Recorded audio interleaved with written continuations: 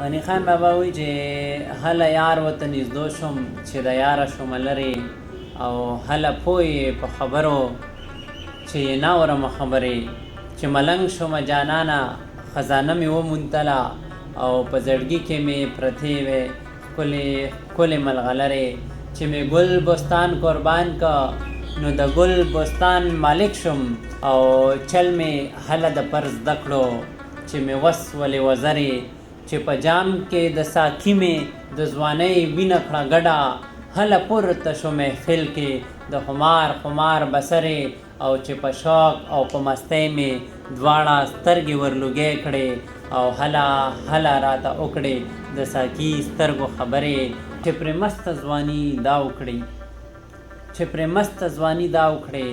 چې پرې ښکلې سر کړي خاورې د هغو د لیونیا د جانان